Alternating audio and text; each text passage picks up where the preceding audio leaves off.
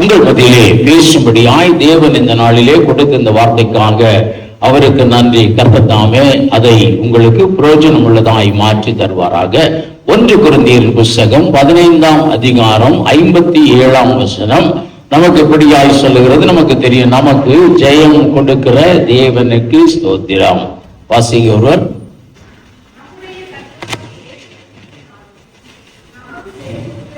நமக்கு ஜெயம் கொடுக்கிற தேவன். வேதம் முழுவதுமாய் தேவ பிள்ளைகளுக்கு ஜெயமே கர்த்தர் என்ன செய்திருக்கிறார்? கட்டளையிட்டிருக்கிறார். யுத்தத்திலே ஜெயம், நெருக்கத்திலே ஜெயம், இன்னும் பார்த்தோம் என்றால் வாழ்க்கையிலே ஜெயம், எல்லாவற்றையும் கர்த்தர் கொடுத்திருக்கிறார். தோற்று போய்விடுவார்கள், தோற்று போய்விட்டாங்கன்னு நினைக்கிற வாழ்விலும் கர்த்தர் என்ன செய்தார்? ஜெயத்தை கட்டளையிட்டார். யோபுவின் வாழ்க்கை அவ்வளவுதான், முடிந்து போனதுன்னு நினைத்தார்கள். சிம்சோனின் வாழ்க்கை அவ்வளவுதான், சிம்சோனை கவிழ்த்து போட்டும் நினைத்தார்கள். ஆனால் அவர்களுடைய வாழ்வையும் கர்த்தர் எப்படியாய் மாற்றினார்?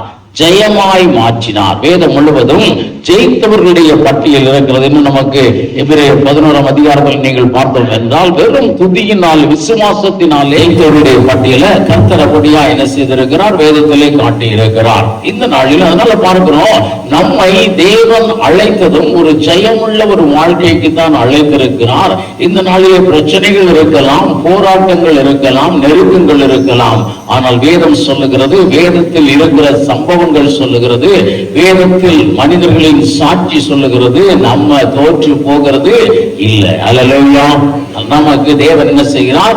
ஜெயம் கொடுக்கிறார். பிரியமானவர்கள், அதனாலதான் வேதம் சொல்லுகிறது, ஜெயமோ கர்த்தரால் வரும். ஜெயம் கர்த்தரால் வரும். நம்ம நினைக்கிறோம் அவ்வளவுதான். இன்னைக்கு பெரும்பாலானவர்களுடைய ஒரு நம்ம வாழ்ந்து கொண்டிருக்கிற சந்ததியை நம்ம நினைத்து அவர்களை பார்த்து நம்மளும் பல காரியத்தை என்ன செய்கிறோம்? பழைய ஏதோ நம்ம செஞ்சாதாங்க ஆசீர்வாதம், நம்ம செஞ்சாதான் ஆசீர்வாதம். அவர்கள் அப்படித்தான் நினைக்கிறாங்க. நம்ம ஏதாவது செஞ்சாதான் நம்ம பாவம் கழுவப்படும், இருந்து நடந்து போகிறது, தன்னைத்தானே வருத்தி கொள்ளுகிறது, இப்படியாய் பல காரியங்களை செய்து இன்று கிறிஸ்தவ சமுதாயத்திலும் ஜெயம் கர்த்தரால் வரும் அப்படிங்கிற ஒரு வார்த்தையை நம்ம என்ன செய்கிறோம்? விட்டுட்டோம். ஏதோ நம்ம செஞ்சாதான், நம்ம ஏதாவது முயற்சி பண்ணாதான், நம்ம கையில தான் எல்லாம் இருக்கிறது அப்படின்னு சொல்லி இன்னைக்கு அப்படித்தான் வண்டி ஓடிக்கொண்டிருக்கிறது. ஏதோ தேவன் பெருசா அடிச்சிடாம இருக்குக்காண்டி சபைக்கு வருகிறோமோ என்னமோ தெரியல. ஆனால் வேதம் சொல்லுகிறது, முழுவதுமாய் சகல காரியங்களிலும் தேவன் என்ன செய்கிறார்? அவர் வெற்றியை தருகிறவனாய் இருக்கிறார். வெற்றியை தருகிறவனாய் இருக்கிறார். அழைத்தவர்கள் ஒருவேளை அப்படித்தான் இருக்கும் வாழ்க்கை. தேவனை நம்பி வந்தவர்களுடைய வாழ்க்கை அவ்வளவுதான், இனி நம்மளுடைய வாழ்க்கை வேஸ்ட் அப்படின்னு சொல்லும் அளவிற்கு இருக்கும். ஆபிரகாமை தான் தேவன் முதல்ல அழைத்தான். முதல்ல அழைத்து பார்த்தோம் என்றால் மனசுக்குள்ளே ஆபிரகாம் பெரிய தீர்மானம் பண்ணிட்டார். அவ்வளவுதான், நம்ம வாழ்க்கை என்னது? ஆண்டவர் திரும்ப சொல்லுகிறார், ஒரு வாக்கு தத்தத்தின் பிள்ளையை தருவேன்னு சொல்லுகிறார். அவர் முதலாவது சொல்லுகிறார், அப்பா எலியேசர் என் வீட்டு வேலைக்காரனா இருக்கிறான் போதும். அடுத்து கொஞ்ச நாள் கழிச்சு சொல்லுகிறார், இஸ்மவேல் உம் சமூகத்திலே பிழைப்பானாக.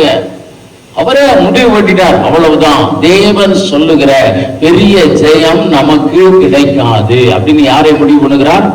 ஆபிரகாமே முடிவு பண்ணுகிறார். அதனாலதான் ஆண்டவர்கிட்ட சொல்லுகிறார், ஆண்டவர் இப்படியா உனக்கு ஒரு குமாரனை தருவேன்னு சொல்லும் பொழுது அவர் சொல்லுகிறார், இஸ்மவேல் உமக்கு முன்பாக பிள்ளைகிட்ட நீ பெருசா பொண்ணு கொடுக்க வேண்டாம், உள்ள பிள்ளையை நீங்க ஆசீர்வதிச்சார் என்றால் தேவன் வைத்திருக்கிற பெரிய ஆசீர்வாதங்கள் வரக்கூடிய சூழ்நிலைகள் இல்லை.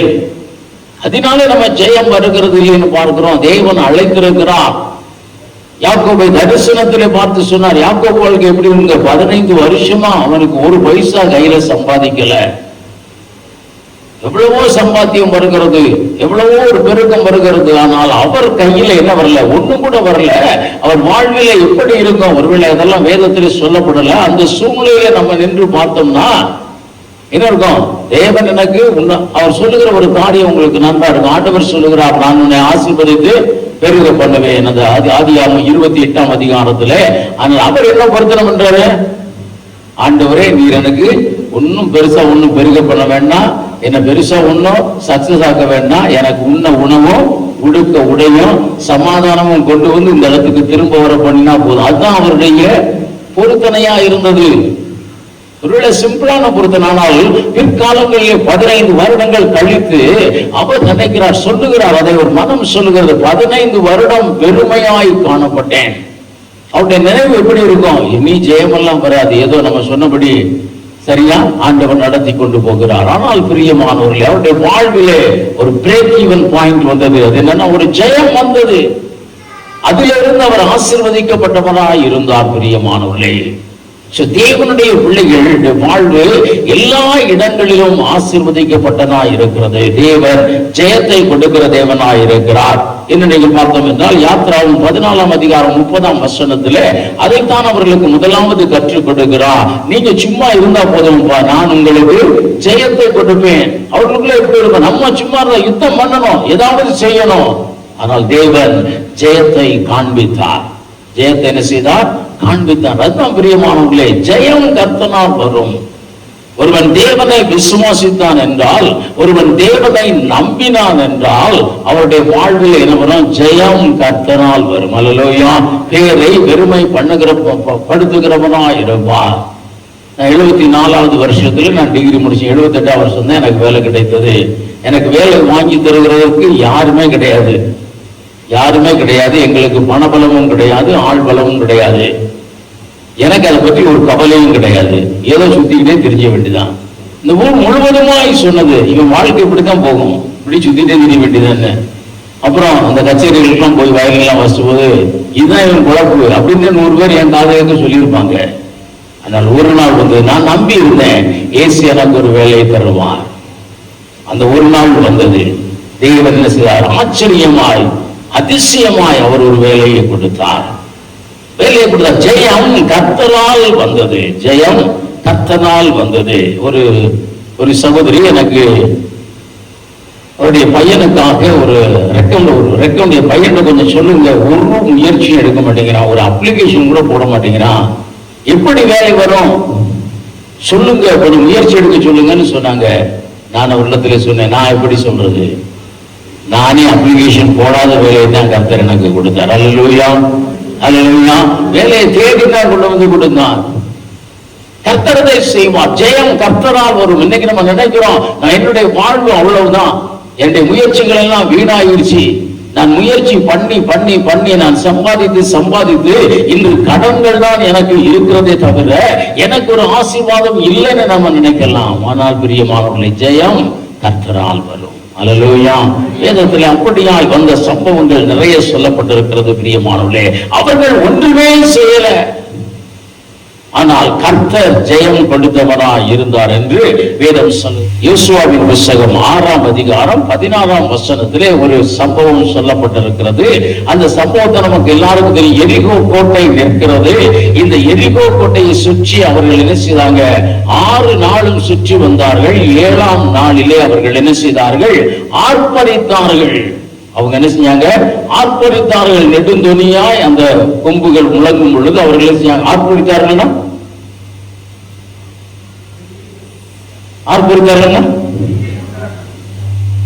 பெரிய சத்தம் போட்டாங்க. அவ்வளவுதான், பெரிய சத்தம். ஆண்டவர் வந்துட்டான், ஆண்டவர் ஜெயத்தை தருவார் என்ன சொல்லி சத்தம் போட்டாங்கன்னு சொல்லப்படல. ஆனால் ஒருவேளை கர்த்தர் பெரியவர், தேவனை குறித்து சொல்லி இருக்கிறான். ஒரு பெரிய சத்தம் மட்டும் போட்டார்கள். ஜெயம் யாரால வந்தது? கர்த்தரால் வந்தது. எல்லா ஜனங்களும் சேர்ந்து, இஸ்ரவேலில் இருக்கக்கூடிய சமஸ்த இஸ்ரவேல் ஜனங்கள் எல்லாருமாக சேர்ந்து தேவனை ஆர்ப்பரித்த பொழுது அங்கே என்ன நடந்தது? எல்லாம் இடிந்து விழுந்தது. பிரியமானவர்களே, இதே நீங்கள் பார்த்தோம் என்றால் 2 நாளாகம புத்தகம் 21ஆம் அதிகாரம் 22ஆம் வசனத்தில் பார்க்கிறோம். அங்கே யூதா கோத்திரத்தார் மாத்திரம் முன்னின்று தேவனை துதித்து பாடுகிறார்கள். தேவனை துதித்து பாடுகிறார்கள். அந்த இடத்தில் என்ன வருகிறது? ஒரு ஜெயம் வருகிறது. இது நமக்கு நன்றாக தெரியும். யோசேபத் ராஜா எதிரிகளோடு கூட யுத்தம் பண்ணும் பொழுது ரொம்ப கலங்கி போய், இந்த யுத்தத்தில் எனக்கு ஜெயம் கிடைக்காதுன்னு நினைத்து தேவனை நம்பி இந்த யுத்த புருஷனுக்கு முன்பாக யாரை நிறுத்துகிறார்? யூதா கோத்திரத்தை நிறுத்துகிறார். முதல்ல பார்க்கிறோம், இஸ்ரவேலின் 12 கோத்திரமும் ஆரவாரித்தது, ஆர்ப்பரித்தது, ஜெயம் உண்டாயிற்று. இங்கே பார்க்கிறோம், அதில் ஒரு கோத்திரத்தார் மாத்திரம் என்ன செய்தாங்க? தேவனை துதித்து பாடினார்கள். தேவனை துதித்து பாடினார்கள். எல்லாரும் சத்தமாய் பாடும் பொழுது அது ஒரு ஆரவாரமாய் இருந்தது. அதுல யார் ஒரு யுத்தத்தை கொடுத்தார்? தேவன் ஒரு யுத்தத்தை தேவன் ஒரு ஜெயத்தை கொடுத்தார். பிரியமானவர்களே, தேவன் ஒரு ஜெயத்தை கொடுத்தார். அடுத்த ஒரு காலகட்டங்களில் நீங்கள் பார்க்கலாம், யோசுவாவின் புத்தகம் 6ஆம் அதிகாரம் 16ஆம் வசனத்திலே, நியாயாதிபதிகள் 7ஆம் அதிகாரம் 20, 21ஆம் வசனங்களிலே ஜஸ்ட் ஒரு 300 பேர் ஆரம்பிக்கிறாங்க. ஒரு 300 பேர் ஆர்ப்பரிக்கிறாங்க. கர்த்தருடைய பட்டயம், கிதியோனின் பட்டயம். அந்த சம்பவங்கள்லாம் உங்களுக்கு தெரியும் தான் நான் இதை சுருக்கமா சொல்றேன். இதெல்லாம் ஒரு நம்முடைய செய்திக்கு ஒரு இன்ட்ரோடக்ஷனாக இருக்கிறது. பார்க்கிறோம், முதல்ல பார்த்தோம் சமஸ்த இஸ்ரவேலரும் ஆரவாரித்தாங்க. இரண்டாவது பார்க்கிறோம், அதுல ஒரு கோத்திரத்தார் மாத்திரம் ஆரவரித்தாங்க, ஜெயம் உண்டாயிற்று. அடுத்து பார்க்கிறோம், வெறும் 300 பேர் மட்டும் ஆர்ப்பரித்தார்கள். கர்த்தர் பத்தியும் அது நீங்க வீடுகளில் போய் நீங்க வாசித்து பாருங்க. கர்த்தருடைய பட்டயம், கிதியோனின் பட்டயம் அவர்கள் ஆரவரித்தாங்க, ஜெயம் உண்டாயிற்று. ஏனென்றால் ஜெயம் கொடுக்கிறவர் கர்த்தர். ஐயோ எல்லாரும் இல்லையே, இங்க ஒரு கோத்திரத்தார் மட்டும்தானே இருக்கிறோம். இல்ல, நீங்க ஆர்ப்பரித்தால் போதும், என்ன உண்டாகும்? ஜெயம் உண்டாகும். ஏனென்றால் உங்களுடைய ஆரவாரத்தினாலும் ஆர்ப்பரிப்பினாலும் அல்ல. யாராலதான் ஜெயம் வருகிறது? தேவனால்தான் ஜெயம் வருகிறது. எரிகோ கோட்டையிலே தேவனால்தான் ஜெயம் வந்தது. நியாயாதிபதியில் 2 நாளாங்கள் புத்தகத்தில் ஒரு கோத்திரத்தால் ஆர்ப்பரித்த பொழுதும் அங்கே ஜெயம் உண்டாயிற்று. இன்னொரு இடத்துல 300 பேர் ஆர்ப்பரித்தார்கள், ஜெயம் உண்டாயிற்று. அப்போஸ்தலர் நடவடிக்கைகள் 16ஆம் அதிகாரம் 25, 26ஆம் வசனத்திலே, நடு ராத்திரியிலே பவுலும் சீலாவும் தேவனை துதித்து பாடினார்கள், சிறைச்சாலையின் கதவுகள் அசைந்தது. அந்த இடம் என்ன செய்தது? அசைந்தது. இங்கே பார்க்கிறோம், 2 பேர் ஆர்ப்பரித்தார்கள். 2 பேர் தேவனை துதித்து ஆர்ப்பரித்தாங்க. அந்த இடத்துல என்ன உண்டாயிற்று? ஜெயம் உண்டாயிற்று. ஏனென்றால் ஜெயம் தருகிறவர் கர்த்தர். பிரியமானவர்களே, ஜெயம் தருகிறவர் கர்த்தர். அதனால பார்க்கிறோம், அது ஒருவேளை சமஸ்த எல்லாரும் சேர்ந்து ஆரம்பித்தாலும், ஐயோ எங்க வீட்டுல நிறைய பேர் இருக்காங்க, நான் மட்டும்தானே ஜெபிச்சுக்கிட்டு இருக்கிறேன், எப்படி ஒரு ஜெயம் வரும் நினைத்தாலும் கவலைப்படாதீங்க, நீங்க மட்டும் ஜெபிச்சுக்கிட்டே இருக்க, ஜெயம் உண்டாகும். ஏனென்றால் நீங்க குடும்பமாய் கூட சேர்ந்து ஜெபித்துக் கொண்டிருக்கலாம். வர வர சோர்ந்து போய் ஒரு ஆள் மட்டும் ஜெபித்துக் கொண்டிருந்தாலும் உங்களுடைய ஜெபம் அல்ல, அதை கேட்கிற கர்த்தர் தான் என்ன கொடுக்கிறவரா இருக்கிறார்? ஜெயத்தை கொடுக்கிறவரா இருக்கிறார். அல்லேலூயா, அல்லேலூயா. அதனால பார்க்கிறோம், இதுதான் பிரியமானவர்களே, 6 வாரத்திலே தேவன் என்ன கொடுத்தார்? ஒரு பெரிய ஒரு வெற்றியை கொடுத்தார். இன்னொரு 6 வாரத்தை குறித்து கூட நம்ம வேதத்திலே பார்க்கலாம். 1 சாமுவேல் புத்தகம் 4ஆம் அதிகாரம் 5ஆம் வசனம் வாசிக்கவும். கர்த்தருடைய உடன்படிக்கை பெட்டி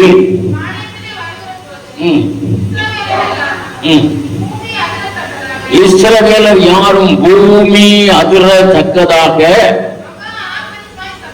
மகா ஆர்ப்பரித்து சத்தமிட்டார்கள். இங்கே பார்க்கிறோம், இங்கே ஒரு யுத்தம் நடக்கிறது. 1 சாமுவேல் புத்தகத்திலே ஒரு யுத்தம் நடக்கிறது.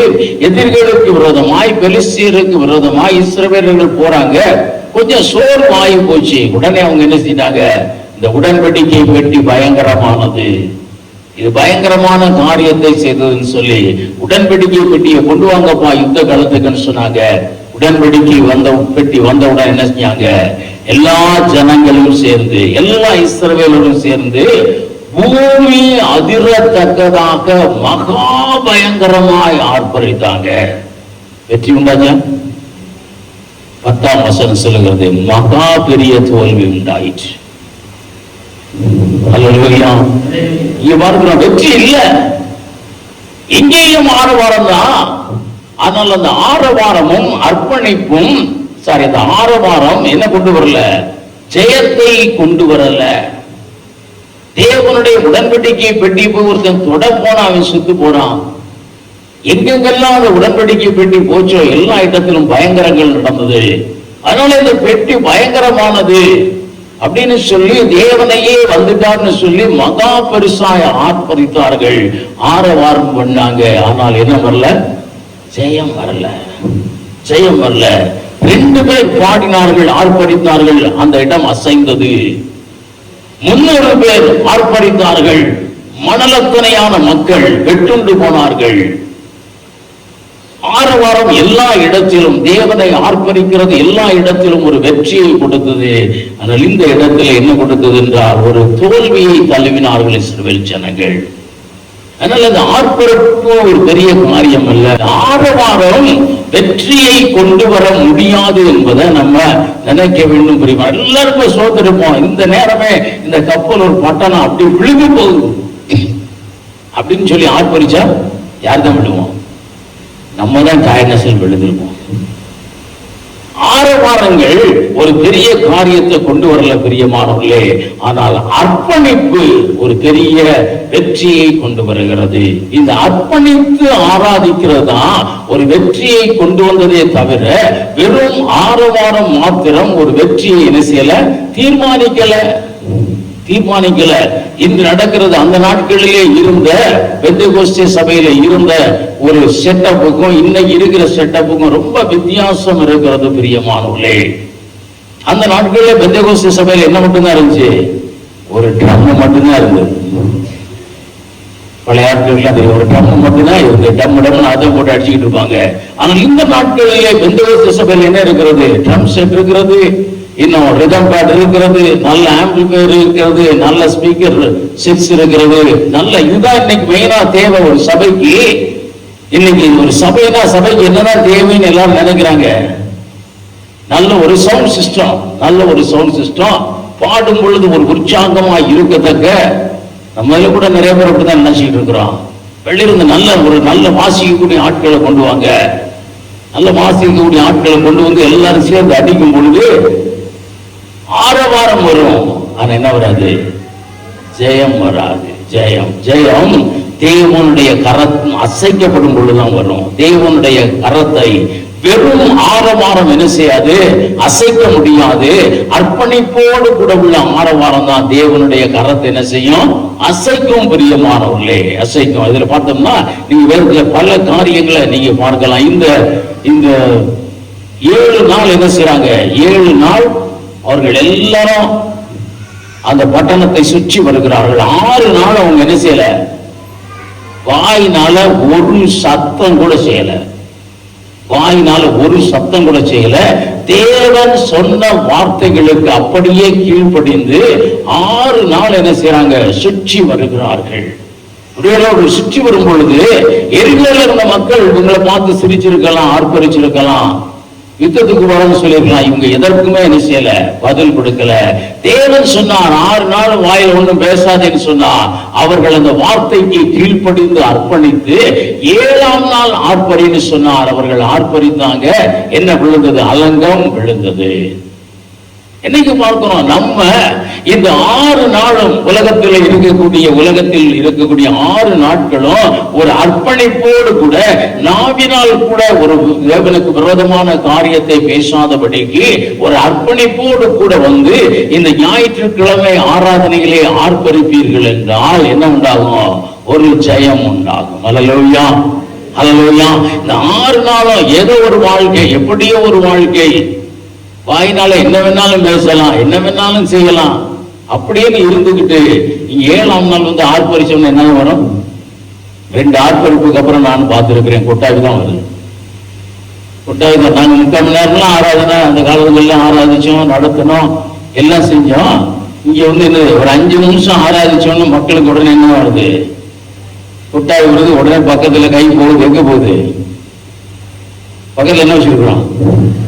தண்ணி பாட்டில். அதை எடுத்துட்டு அதான் உற்சாக பாடம். அப்படி அன்னைக்கு வந்தோன்னு ஒரு நாள் ஆராதனை விளையாட சொல்ல எல்லாரும் தண்ணி பாட்டில தூக்கி அங்க வச்சிருக்க. ஒரு 3/4 மணி நேரம் ஆராதிக்க போறோம், எல்லாரும் ஆர்ப்பரின்னு சொன்னா முடிஞ்சோன்னா அலங்கம் விடுமா நம்ம விடுமான்னு தெரியல. ஏனென்றால் அந்த அர்ப்பணம் நம்மிடத்திலே இல்லை பிரியமானவர்களே. அர்ப்பணம் இல்லை. அந்த அர்ப்பணம் இல்லை. அந்த அர்ப்பணம் தான் ஒரு பெரியதை கொண்டு வருகிறது. இந்த 1 சாமுவேல் புத்தகம் 4ஆம் அதிகாரத்தில் பார்த்தோம்னா அதை லீட் பண்ணி கொண்டு போனது யாரு? பினேகாஸ் தான் போனாங்க. அவர்கள் ஒரு டேஞ்சரஸான ஃபெலோஸ், ஆண்டவருக்கு பிரியமில்லாதவர்கள். அவங்க போய் ஆர்ப்பரிச்சா என்ன நடக்கும்? அவர்கள் தூக்கிட்டு போனது வெறும் பெட்டி தான். தேவன் அதுக்குள்ள வரமாட்டாரு. ஒரு அர்ப்பணம் இல்லாமல், ஒரு டிசிப்ளின் லைஃப் இல்லாமல், தேவனுக்கு பிரியமான ஒரு காரியம் இல்லாமல் வெறும் ஆரவாரம் மட்டும் என்ன செய்ய முடியாது, ஒரு வெற்றியை கொண்டு வர முடியாது. இன்றைய கிறிஸ்தவத்திற்காக நீங்கள் தொடர்ந்து செபிக்கணும். யார்கிட்டையும் சொன்னா அது கோவப்பட்டுருவீங்க, கோவம் வந்துடும். அதெல்லாம் நம்ம அப்படி சொல்லக்கூடாது. அப்படிதான் அப்படி சொல்லலைன்னா இல்லைன்னு செய்ய முடியும். நம்ம அப்படி போகணும் ஒரு அர்ப்பணத்தோடு கூட. இன்று பெரும்பாலான சபைகளிலே காணப்படுவது வெறும் ஆரவாரம் மாத்திரம் என்பதை திட்டமும் தீர்மானமாய் உங்களுக்குள்ளே சொல்லுகிறேன்.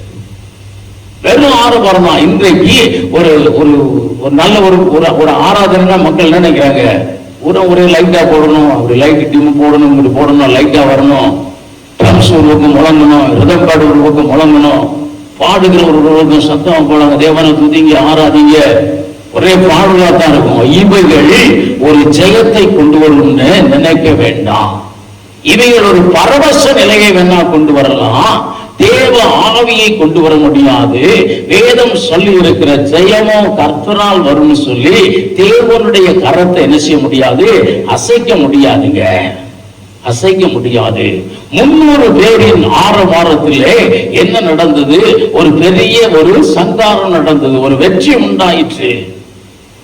விசுவாசத்தோட கூட எங்கள்கிட்ட ஒண்ணுமே இல்லை, நாங்க 300 பேர், அந்த அவர்கள் எல்லாரும் ஒரு மூச்சு விட்டாங்கன்னா கீழே விழுந்துருவோம்.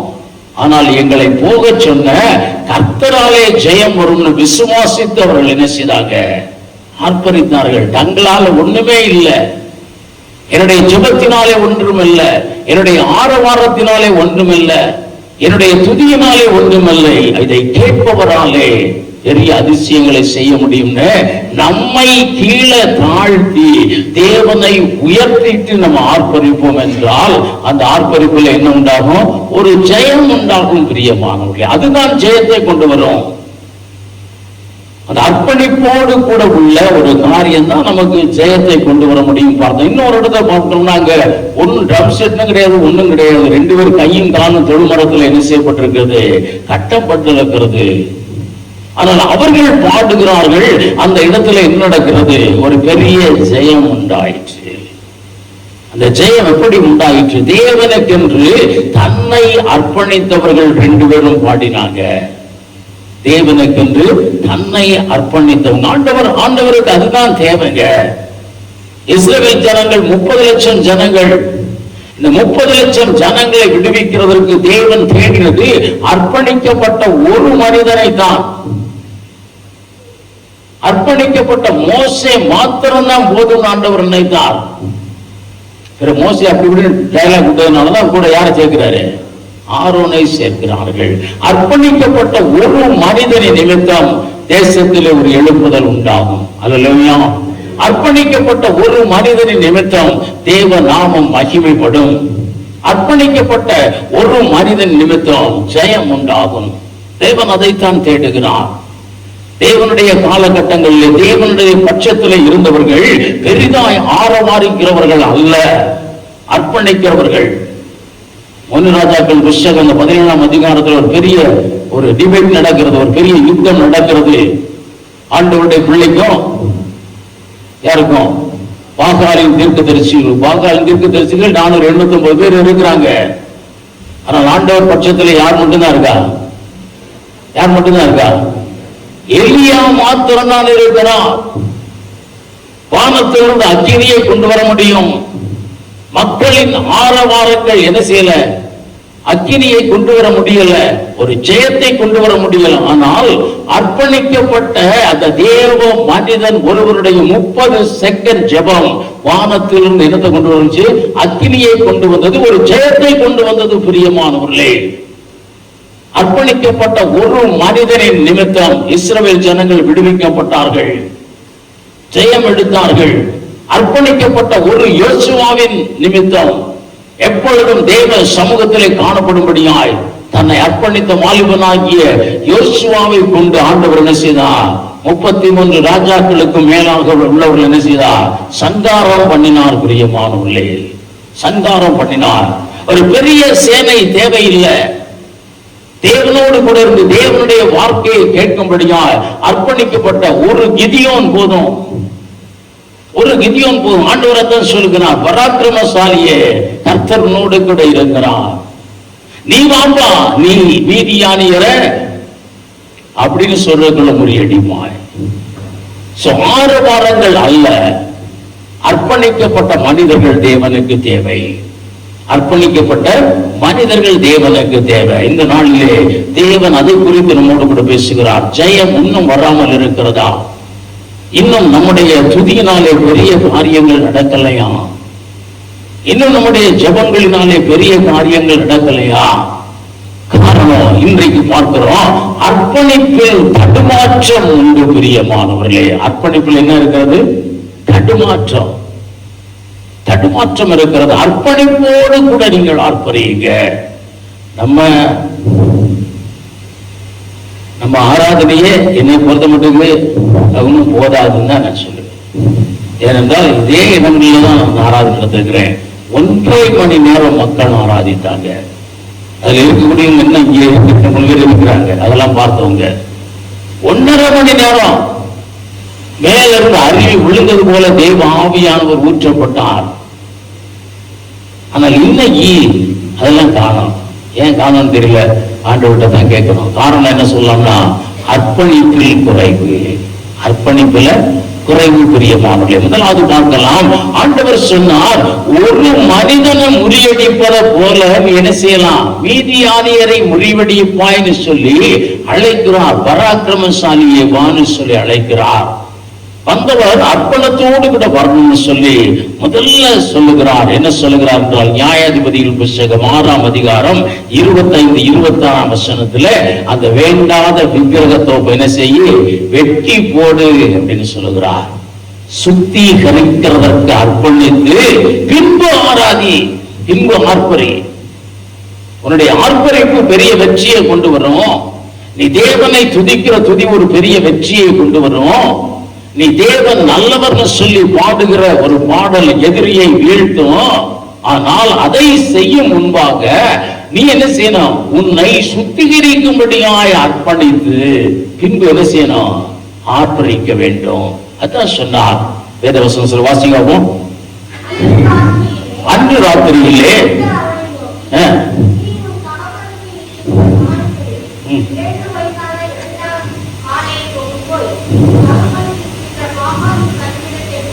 வாமகாலின் படிபீடத்தை தகர்த்து தோப்பை வெட்டி, வேண்டாத காரியத்தை, எனக்கு பிரியமில்லாத காரியத்தை முற்றிலும் வெட்டி போடு, முற்றிலும் அகற்றி போடு. அதற்கு பின்பு நீ ஆர்ப்பரி, உனக்கு ஒரு ஜெயம் உண்டாகும். தேவன் விரும்பாத காரியங்கள் நமக்குள்ளே முளைத்து கொண்டிருக்கும் வரைக்கும், நமக்குள்ளே இருக்கும் வரைக்கும் நமக்கு என்ன கிடைக்காது? ஜெயம் கர்த்தரால் கிடைக்காது. ஒருவேளை நீ கையிட்டு செய்கிற காரியங்களுக்கு கூலி வேணா கர்த்தர் கொடுப்பார். சரி, இவ்வளவு தூரம் கஷ்டப்பட்டு இன்னும் பண்ணியிருக்காங்க என்று கூலி கொடுப்பார். ஆனால் என்ன கிடைக்காது? கிருபை கிடைக்காது, ஜெயம் கிடைக்காது. அந்த ஜெயம் கர்த்தரால் வரும். அது எப்ப வரும் என்றால், தேவனுக்கு வேண்டாத காரியங்களை நம்முடைய வாழ்க்கையை விட்டு முற்றிலும் அகற்றும்படியாய் கடந்து போவோம் என்றால் நமக்கு ஜெயம் கிடைக்கும். இந்த சுத்திகரிப்பு தாங்க முக்கியம். இந்த சுத்திகரிப்பு தான் முக்கியம். தேவனுக்கு பிரியமில்லாத காரியங்கள் நம்மை விட்டு அகலுவதுதான் முக்கியம். இதுதான் ரட்சிப்பின் அனுபவம். அதை பார்த்துக்கொள்ளணும். நம்ம நாட்டில் முந்தி ஒரு இருந்த நிச்சயமகர்ல எல்லாருக்கும் தெரியும். அதை என்ன செய்ய முடியாது? அதை என்ன செய்ய முடியாது? அழிக்கவே முடியாது. நீ இன்னைக்கு பூரா பெட்ரோலை போட்டு சுட்டு எடுத்து வச்சிருப்ப, ஒரு மழை பெஞ்சா போதும், அது துளுத்துரும். அது துளுத்துரும், வெட்டப்பட்ட எழுப்பிக் கொண்டே இருக்கும். அதுபோலதான் இந்த சத்துரு பல விதைகளை நமக்குள்ளே வைத்திருக்கிறான். வெட்ட வெட்ட அது என்ன செய்கிறது? முளைத்துக் கொண்டிருக்கிறது, முளைத்துக் கொண்டிருக்கிறது. ஒரு பெரிய அற்புதத்தை வாழ்விலே பெற்றுக் கொண்ட ஒரு சகோதரர், அற்புதத்தை பெற்ற ரொம்ப காலங்கள் கழித்து என்னை ஒரு நாள் வீட்டுக்கு கூப்பிட்டு சொன்னார், திரும்பவும் என்னிடத்திலே ஒரு பாவ பழக்கம் வந்திருக்கிறது, அதை நான் எப்படி அகற்றணும், எனக்காக ஜெபித்துக்கோங்க. பெரிய அற்புதத்தை பெற்றவர் தான்.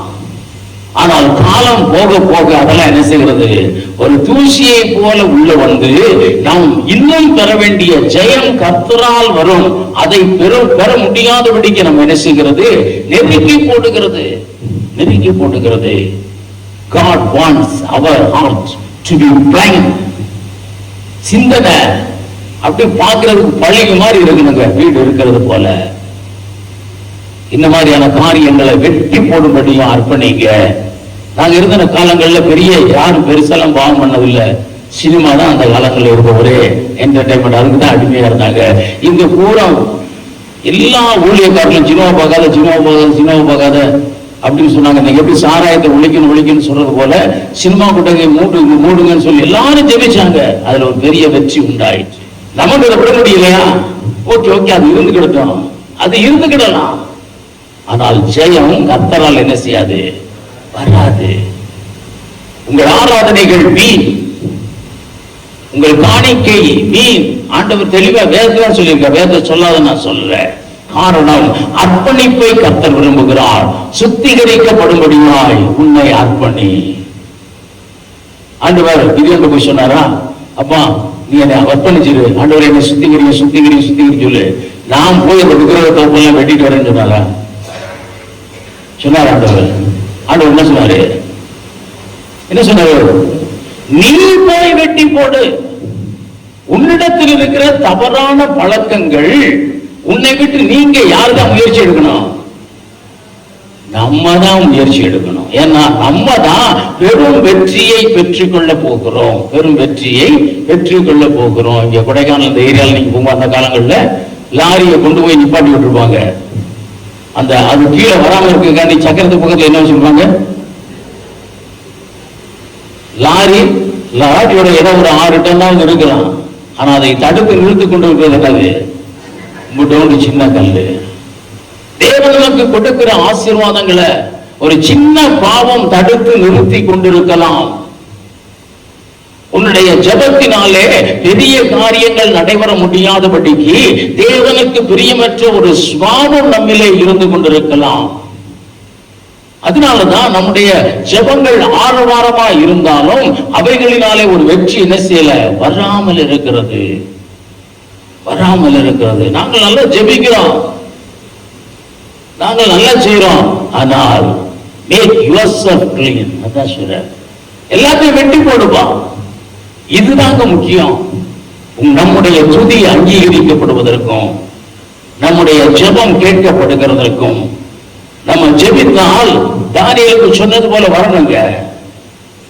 என்ன வரும், தானியேலுக்கு என்ன சொன்னார், நீ ஜெபிக்க ஆரம்பித்த உடனேயே கட்டளை பிறந்தது. வரணும், அதுதான் ஜெபம். தான் சாப்பிடுகிற ஆகாரத்தில் முதற்கொண்டு தேவனை பிரியப்படுத்தணும் அப்படின்னு நினைத்தவர் தான் யாரு, தானியேல். ஒரு சுத்தமான வாழ்க்கைக்கென்று தன்னை அர்ப்பணித்தவர் தான் தானியேல். அங்கதாங்க ஜெயம் வரும். கர்த்தரால் என்ன வந்தது, ஜெயம் வந்தது. ராஜாட்ட எல்லாரும் சொல்லிட்டாங்க, இந்த உலகத்துல இருக்கக்கூடிய ஒரு மனுஷன் கூட சொப்பனத்தையும் அந்த அர்த்தத்தை என்ன செய்ய முடியாது, சொல்ல முடியாது. ஆனால் தேவனுக்கென்று பரிசுத்தமாய் வாழணும்னு தன்னை அர்ப்பணித்த தானியேலால் அது என்ன செய்ய முடியும். ஏனென்றால் ஜெயம் யாரால் வருகிறது, கர்த்தரால் வருகிறது. ஆரவாரங்கள் வெற்றியாய் மாற வேண்டும், ஆர்ப்பரிப்புகள் வெற்றியாய் மாற வேண்டும் என்றால் அந்த ஆர்ப்பரிப்புக்கு முன்னால இருக்கிறது சுத்திகரிக்கும்படியாய் நம்மை அர்ப்பணிக்கிறது. அல்லேலூயா, அதான் வேதம் சொல்லுகிறது. அல்லேலூயா. இன்றைக்கு இதுதான் லாக். ஒருவேளை பாவம் நினைச்சா ஒரே ஒரு காரியத்தை மட்டும் தான் நீங்க நம்ம எல்லாரும் நினைச்சுக்கிட்டு இருக்கோம். இல்ல, அதான் சொன்னேன், சிறு கல் கூட தடுத்து நிறுத்த முடியும். சிறு கல் கூட என்ன செய்ய முடியும், தடுத்து நிறுத்த முடியும். அதான் வேதம் சொல்லுகிறது. ஒரு சாதாரண அன்பற்ற தன்மை கூட, ஒரு சின்ன பெருமை கூட தடுத்து நிறுத்த முடியும். ஆண்டவர் சொன்னார், நான் வாரத்துல 2 முறை உபவாசிக்கிறேன், நான் எப்பொழுதும் ஜெபிக்கிறேன், எல்லாத்திலும் தசமபாகம் கொடுக்கிறேன்னு சொன்னவனுடைய ஜெபம் கேட்கப்படல. ஏனென்றால் அவனுக்குள்ள என்ன இருந்தது, ஒரு பெருமை. இதெல்லாம் வேதத்தை நீங்க படிக்கும் பொழுது ஆராய்ந்து பாருங்க. பெரிய பெரிய தடைகள் அல்ல, ஒரு சின்ன காரியம். பார்க்க எல்லா ஜனங்களும் பெரிய யுத்தம் பண்ணி எல்லாம் ஜெயிச்சுட்டாங்க எரிகோல. ஆகான் என்ன செஞ்சான்? ஒரே ஒரு பாவம் செஞ்சு யாரையும் கொண்டானா? யாரையும் கொண்டானா? இல்ல இல்ல. பெரிய போய் ஏகப்பட்ட கோடிக்கணக்கான ரூபாயை எடுத்து வந்து பதுக்கினாரா? இல்ல. தேவன் எதையும் எடுக்காதுன்னாரு. இவன் 3 காரியத்தை தான் எடுத்தான். ஆனால் என்ன உண்டாயிற்று? தோல்வி உண்டாயிற்று. ஜெயம் கர்த்தராலதான் வரும். அவர் வரணும்னா ஒரு சுத்தமான வாழ்க்கைக்கென்று, அவருடைய வாழ்க்கை, அவருடைய வார்த்தையின்படி நடக்கிற வாழ்க்கைக்கென்று நம்மை அர்ப்பணிக்கிறவர்களா இருந்தால்தான் ஜெயம் உண்டாகும். உனக்கு விரோதமாய் 1000 வந்தாலும் 10,000 வந்தாலும் லட்சங்கள் வந்தாலும் அசரிய சேனை வந்தாலும் மீதியானியர் மதத்தனையாய் வந்தாலும் அவர்கள் ஒரு சேதத்தையும் உனக்கு கொண்டு வர முடியாது. நீ அவைகளை மேற்கொள்ள முடியும். அதான் சொல்ல முதல் காரியம் வேதத்துல தாங்க சொல்லுது. நம்ம ஆராய்ந்து பார்க்கணும். அதுக்குதான் முதல் ப்ரிஃபரன்ஸ் கொடுக்கணும். சபைக்கு ஒண்ணு, சபையில ரொம்ப முக்கியமான ஒரு போர்ஷன். ஆனால் நம்ம ஒரு முக்கியமாய் கருதுகிறதில்லை. நானும் கொஞ்ச நாளா ஆண்கள்கிட்ட இருந்தா அந்த சுத்திகரிப்பு ஜபத்திற்காக ஒருத்தர் வந்து வாங்கன்னு சொன்னேன். அதை என்ன செய்யல, அதை கொஞ்சம் கூட என்ன செய்யணும், இன்னும் உணர்ந்து. அதுதான் முக்கியம். அந்த நேரம் தான் முக்கியம். ரட்சிப்பு தான் முக்கியம். ரட்சிப்புங்கிறது தாங்க உங்களை சுத்திகரித்துக் கொள்ளுகிற ஒரு நிலை தான் ரட்சிப்பு. நான் செய்த எல்லா பாவத்தையும் இயேசு கிறிஸ்து முற்றிலுமாய் கழுவி சுத்திகரித்தார். இனி நான் அதை செய்ய மாட்டேன். இதுதாங்க ரட்சிப்பு. வேற ஒன்றும் ரட்சிப்புங்கிறது ஒரு பிரமாதமான வேற காரியங்கள் இல்லை. ஆனால் அதற்கு பின்பு நமக்கு நிறைய தூசி வருது அப்படி இப்படின்றோம். இல்லைன்னா வீடு சுத்தமா இருந்தா பார்த்தோன்னு அந்த வீட்டுக்குள்ள வந்தோன்னா சூப்பரா வச்சிருக்கீங்களேன்னு சொல்லுவாங்க. கொஞ்சம் தூசி இருந்தான்னு சொல்லுவாங்களா? சொல்ல மாட்டாங்க. ஆகவே ஆர்ப்பரிப்பு ஜெயமாய் மாற வேண்டும். நம்முடைய ஆராதனை ஜெயமாய் மாற வேண்டும். நம்முடைய ஜெப வேளை ஒரு ஜெயத்தின் வேளையாய் மாற வேண்டும் என்றால் அதிலே பங்கு பெறுபவர்கள் சுத்திகரிக்கும்படியாய் தங்களை என்ன செய்யணும்? ஒப்படைக்க வேண்டும். அல்லேலூயா. ஒரு அர்ப்பணிக்க வேண்டும். அதுதான் வாழ்க்கையிலே பெரிய காரியம். பிரியமானவர்களே, பெரிய காரியம். இரண்டாவது ஒரு காரியத்தை குறித்து பார்க்கலாம். யோசுவாவின் புஸ்தகம் 6ஆம் அதிகாரத்துல எரிகோவை சுற்றி அவர்கள் ஆர்ப்பரித்த பொழுது அங்கு ஒரு பெரிய காரியம் நடந்தது. இந்த ஆர்ப்பரிப்பு எப்படி நடந்தது என்றால் இந்த 6ஆம் அதிகாரத்தில் 2ஆம் வசனம் சொல்லப்பட்டிருக்கிறது. யோசுவாவை நோக்கி, கர்த்தர் யோசுவாவை நோக்கி இருக்கா? வாசிங்க.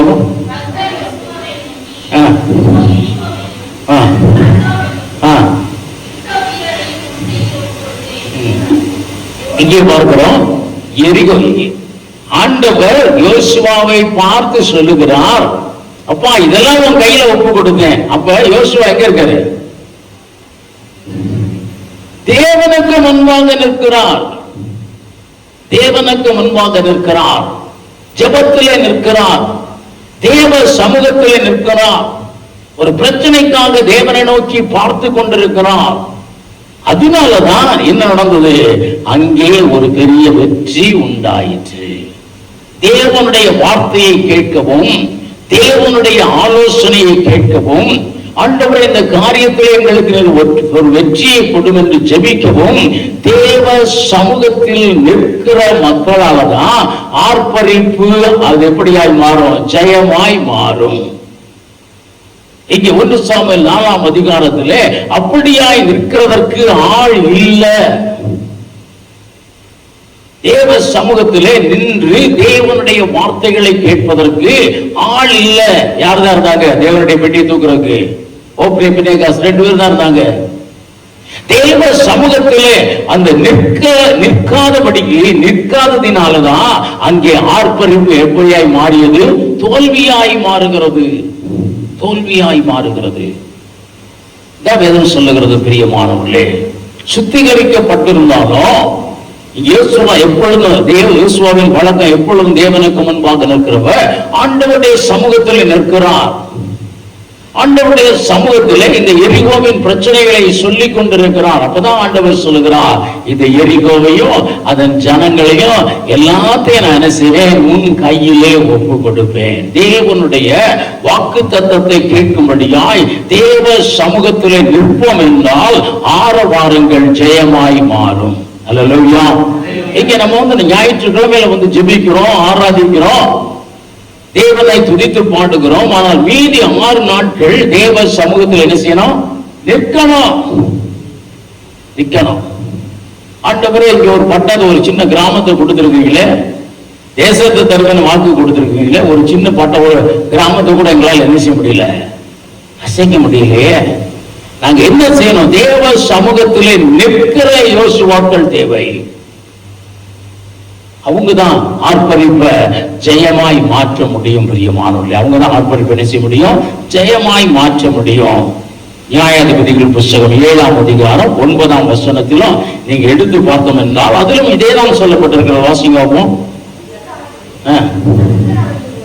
கர்த்தர் அவனை நோக்கி, இங்கே பார்க்கிறோம், அன்று ராத்திரியிலே கர்த்தர் யாரை நோக்கி, கிதியோனை நோக்கி நீ எழுந்திருப்பான்னு சொல்லுகிறார். ஒரு ராத்திரியிலே தேவன் எழுப்புகிறார் என்றால் கிதியோன் இரவிலே என்ன செய்திருக்கிறார், அவர் சொல்லுகிறார், என் ஆத்துமாவோ விழித்திருக்கிறது. அந்த இரவிலும் தேவ சமூகத்திலே காணப்படுகிற ஒரு மனிதன் தான் கிதியோன். அதனாலதான் இந்த 300 பேரின் ஆரவாரம் ஒரு பெரிய ஜெயமாய் மாறிற்று. தேவ சமூகத்திலே நிற்கிறவர்கள் தேவை. அவர்கள் தான் இந்த ஆரவாரத்தை என்னவாய் மாற்ற முடியும், ஆர்ப்பரிப்பாய் மாற்ற முடியும். நான் நிறைய இடத்துல பார்த்திருக்கிறேன். இன்னைக்குள்ள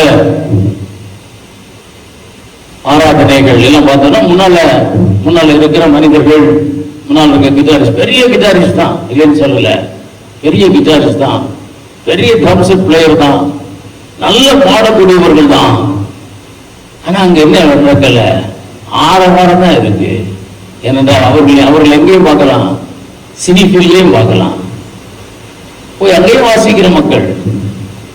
அவர்கள் தேவ சமூகத்திலே நிற்கிற மக்கள் இல்ல. அதனாலதான் வெறும் ஆரவாரம் தான் பெந்தெகோஸ்தே சபையிலே கேட்கப்பட்டு கொண்டிருக்கிறதே தவிர அது வெற்றியாய் மாறவில்லை. அது வெற்றியாய் மாறல. சுத்திகரித்து நிற்கிற மக்களும் தேவ சமூகத்தில் இருக்கிற மக்களும் தான் தேவை. பிரியமானவர்களே, அப்பதான் இந்த ஆரவாரங்கள் என்ன செய்ய முடியும், ஒரு பெரிய வெற்றியாய் மாற முடியும். ஒரு பெரிய வெற்றியாய் மாற முடியும். தங்களுடைய வாழ்வை அர்ப்பணித்தவர்கள் தான். இன்னும் கொஞ்சம் காரியங்கள் இருக்கிறது, இன்னொரு நாள் நம்ம அதை பார்த்துக்கலாம், இல்லாட்டி சீக்கிரமாய் பார்த்து முடிக்கலாம். இங்க நீங்க 2 நாள் அந்த யூதா ஜனங்கள் ஒரு பெரிய வெற்றி அவர்களுக்கு கிடைத்தது. அதுலயும் பார்த்தோம் என்றால் அவர்கள் அர்ப்பணித்தாங்க, அவர்கள் எல்லாம் செஞ்சுட்டு தான் ஆரவாரித்தாங்க, அவர்கள் பாடினார்கள். பிரியமானவர்களே, அவர்கள் நம்முடைய பாடல் வேலைங்கிறது ஒரு ரொம்ப முக்கியமான வேலை. ஆராதனை வேலையில பாடல் வேலை என்னது, ஒரு முக்கியமான வேலை. ஒரு கரடா இருக்கிற ஒரு இடத்துல நெல் விளைய வைக்கணும்னா முதல்ல என்ன செய்யறாங்க, எடுத்து தண்ணி வாங்குவாங்களா, என்ன செய்யறாங்க, உழுகிறாங்க, ஒரு டிராக்டர் போட்டு உழுகிறாங்க. அப்பதான் அந்த மண்ணு விளையும்படியாய் மாறுகிறது. பார்த்தோம், அந்த ஆராதனை வேளையில் அந்த பாடல் தான் என்னது, பல நிலைகளிலே இருக்கிற மக்களை அந்த விதை முளைக்கும்படியாய் நமக்குள்ள என்ன செய்கிறது, ஒரு பெரிய காரியத்தை செய்கிறது. அதனால பாடுகிறவர்கள் எப்படி இருக்கணும்னா தேவ சமூகத்திலே நிற்கிறவர்களா இருக்கணும். ஆண்டவரே, நாளை ஆராதனையில் நான் போய் பாட போகிறேன், ஆண்டவரே எங்களுக்கு துணை செய்ய. அந்த ஆராதனையிலே அந்த ஆரவாரங்கள் ஒரு பெரும் வெற்றியாய் மாறணும். ஏனென்றால் வேதத்தில் பார்க்கிறோம், யூதா ஜனங்கள் பாட தொடங்கின உடனேயே எதிரிகள் ஒருத்தருக்கு ஒருத்தர் செஞ்சாங்களாம், வெற்றுண்டு போனார்கள். இதை பாடி இருக்கிறோம். அப்ப நீங்களும் நானும் இந்த இடத்துல பாடும் பொழுதே நம்முடைய வாழ்விலே இருக்கக்கூடிய பிரச்சனைகள் என்ன செய்யணும், மாறணும். அதுதாங்க ஆரவாரங்கள் ஜெயமாய் மாற போகிறது. அந்த ஜெயமாய் மாறுகிறதற்கு முதல்ல தேவ ஜனங்கள் தங்களை சுத்திகரிக்கும்படியாய் அர்ப்பணிக்க வேண்டும். சுத்திகரிக்கும்படியாய் அர்ப்பணிக்க வேண்டும். இரண்டாவது, ஆலோசனை கேட்கும்படியாய் தேவ சமூகத்திலே அவரிடத்திலே காத்திருக்க வேண்டும்.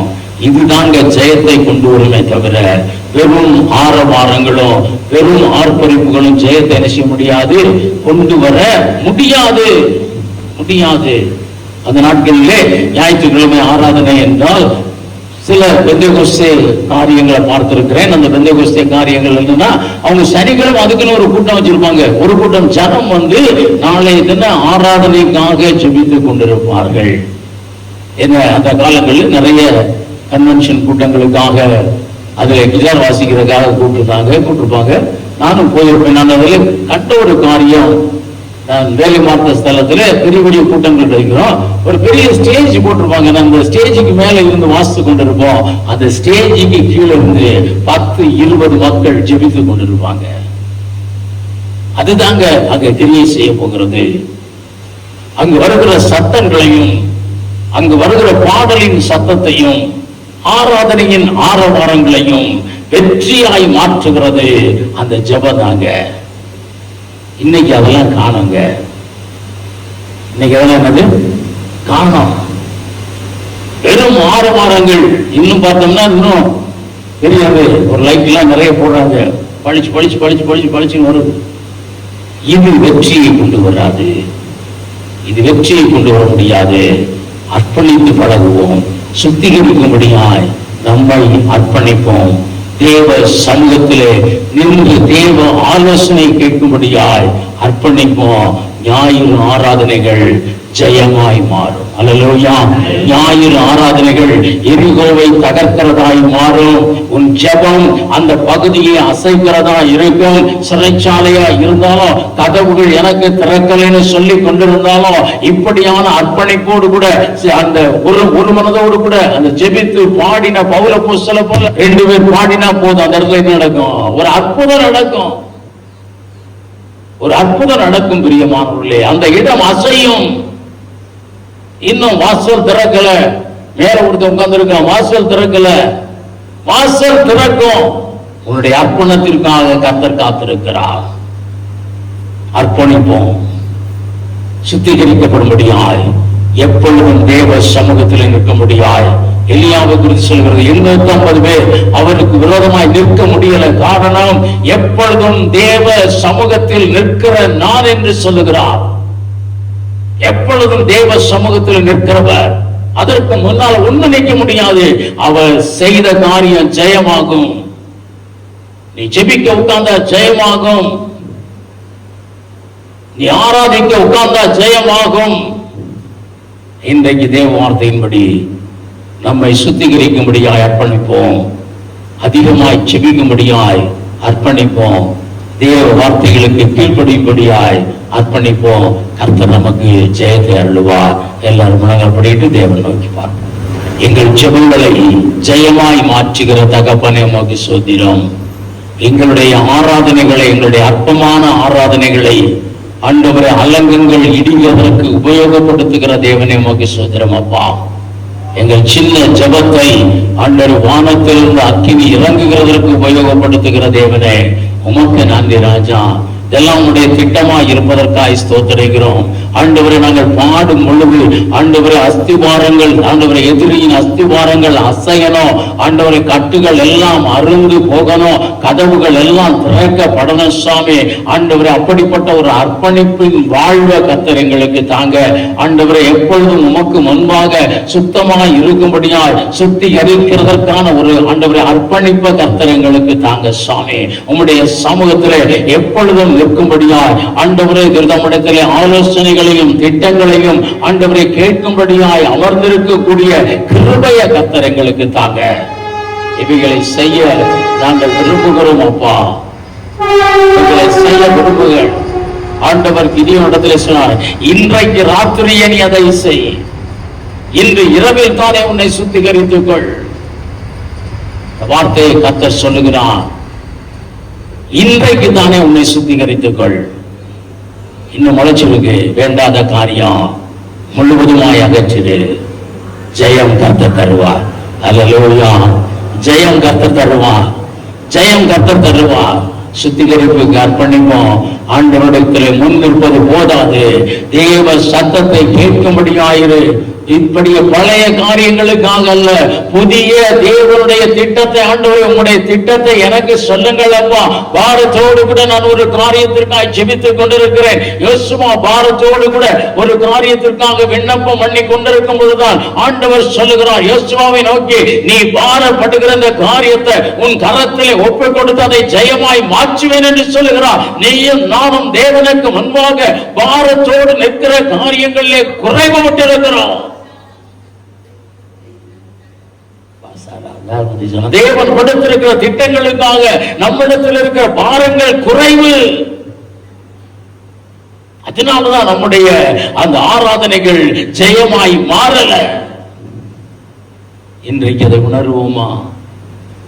தேவ சமூகத்தில் நிற்போம்.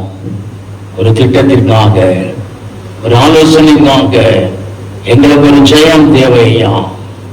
ஆண்டவர் ஊழியத்தில் ஒரு ஜெயம் தேவை, வாழ்விலே ஒரு ஜெயம் தேவை, எங்கள் ஜெப வாழ்விலே ஒரு ஜெயம் தேவை, எங்கள் தனிப்பட்ட வாழ்விலே ஒரு ஜெயம் தேவை. அர்ப்பணிக்க கிருபைக்காக கர்த்தர் தாமே அப்படியா அர்ப்பணித்து ஒவ்வொருவரையும் எடுத்து பிரயோஜனப்படுத்துவாராக. நன்றி தகப்பனே, நமக்கு ஸ்தோத்திரம். எங்கள் அப்படியாய் மாற்றுங்க. எங்கள் ஆராதனைகள், எங்கள் துதிகள், எங்கள் விண்ணப்பங்கள், எங்கள் ஸ்தோத்திரங்கள் எல்லாம் ஜெயமாய் மாறணும் ஐயா. அதற்காக இன்னும் எங்களோடு கூட நீங்க இடைப்படுங்க. ஒவ்வொருவரும் தனிப்பட்ட முறையிலே அர்ப்பணிக்க எங்களுக்கு உதவி செய்ய. வந்த ஒருவரை பேர் பேரை ஆசீர்வதிங்க ஆண்டவரே. திருத்தம் ஜெயத்திற்கு ஆண்டவரே, குடும்ப சூழ்நிலைகள் தடையாய் இராதபடிக்கு அதன் தேவைகளை எல்லாம் கர்த்தர் சந்திங்க ஆண்டவரே. நன்றி தகப்பனே, மகிழ்ச்சியர் நெருக்கங்களை எல்லாம் கர்த்தர் மாற்றுங்க. விசாலத்தை கர்த்தர் தந்து நடத்துங்க. சூழ்நிலைகள் எல்லாம் ஜெபத்திற்கும் சுத்திகரிக்கிறதற்கும் ஏற்றமாறு கர்த்தர் மாற்றும்படியா இயேசு கிறிஸ்துவின் நாமத்திலே நான் ஜெபிக்கிறேன். அம்மா கர்த்தரப்படி செய்ய. வந்த ஒவ்வொருவரையும் பேர் பேராய் குடும்பம் குடும்பமாய் ஆசீர்வதிங்க. இந்த வாரம் ஒரு ஆசீர்வாதம் உள்ளதாய் இருக்க கர்த்தர் இயேசு உதவி செய்யுங்க ஆண்டவர். வியாதி பலவீனங்களை எங்களை விட்டு முழுவதுமாய் அகற்றுங்க ஆண்டவர். ஒரு ஆசீர்வாதம் தாங்க. கையின் பிரயாசங்களை ஆசீர்வதிங்க. எங்களை பெருக பண்ணுங்க சாமி. அதன் மூலமா இந்த நாமத்தை மகிமைப்படுத்துங்க. எங்களோடும் கூட எங்கள் வீட்டிலும் வந்து நீங்க தங்கி இருங்களப்பா. தேவன் அப்படி செய்வதற்காய் சோதரம். வந்த ஒரு பேர் பேராய் ஆசீர்வதியும் செட்டை மறைத்து பாதுகாத்து பராமரித்து ஆசீர்வதிக்க முடியாய் இயேசு கிறிஸ்துவின் நாமத்திலே ஜெபிக்கிறோம் நல்ல பிதாவே, ஆமென். என் ஆத்மாவே கர்த்தரை சோஸ்தரி, என் முழு உள்ளமையோட நாமத்தை சோஸ்தரி. என் ஆத்மாவே கர்த்தரை சோஸ்தரி, கர்த்தர் செய்த சகல பாவங்களை மறவாதே. ஆமென். நம்முடைய கர்த்தராகிய இயேசு கிறிஸ்துவின் கிருபையும் பிதாவாகிய தேவனுடைய அன்பும் பரிசுத்த ஐக்கியம் சந்தோஷம் சமாதானமும் நம்ம நீரோடு கூட எங்கும் என்றும் சதா காலங்களாக இருப்பதாக. ஆமென். அல்லேலூயா, அல்லேலூயா, அல்லேலூயா.